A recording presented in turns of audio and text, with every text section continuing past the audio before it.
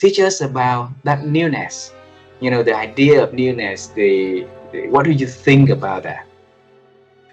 I think it's key. I think that, and if there's a time during history where embracing new and constantly changing yourself is important, as it is right now. With the speed of change, we've mentioned AI before.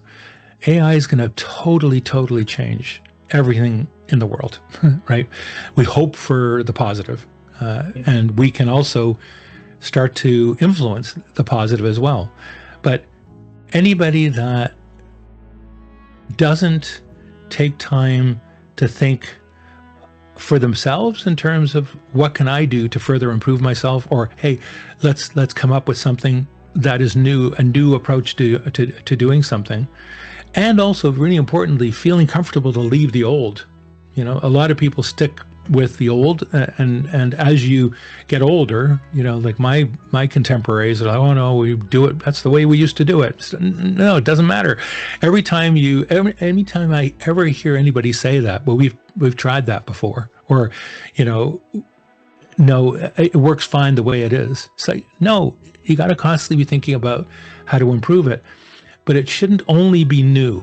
It should be new and good as well, right? So there's a lot of new right now. And again, I mentioned AI again. I think it's one of those where many of us need to focus on making sure that what we do with AI is going to be a positive thing.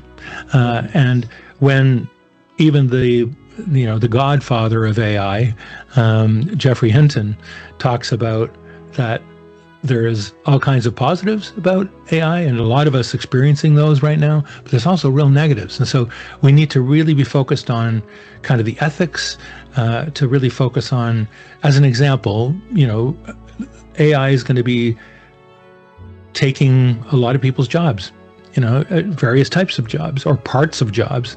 And so I think that we as societies and governments need to be thinking of, how do we deal with that? If a good percentage of the population is not going to be doing, gainful employment anymore, how do we support them? Also, if you're an employee in a company, I would say you have to understand AI well, and think about new ways of doing things together with, AI. That's the healthy way of doing it. But like I said earlier, don't leave everything over to AI. Don't make that the new. That new is not going to be good for you, right? And I think that even the way that we develop AI systems, like we're for the Habits for a Better World project, just to touch on that just for a minute, it includes social media campaigns. So we have a social media team, we have a website team, we have an AI a bot team that is being trained. We did an experiment earlier on this. How could you effectively support people that want to make particular changes? And we're using a RAG implementation, which means that we say what data we want the AI to actually access. So it's not just the general open LLMs. And then we also have a digital community. So you can support each other, and we also have moderators in there and stuff like that. And we're also doing in-person events as well.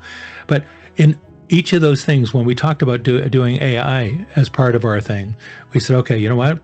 We got to make sure that it's low in energy use, so we focus on that. We want to make sure that we're doing it in a healthy way for individuals, which is now what we're doing as well. I think that if we make sure, as I said earlier, we factor in that if the new thing you're developing is balanced in the support that it's providing for sort of individuals and the planet, for example, then you're going to be okay. But if it's only just going to make a lot of money, which is a lot of the sole motivation that a lot of organizations have, then we're not going to have as great, outcomes. And I think a number of us need to be focused on that, and we need to be agitating for making sure that the AI that, organizations, deploy are actually going to be healthy for them, for the planet, and for the future of the human race.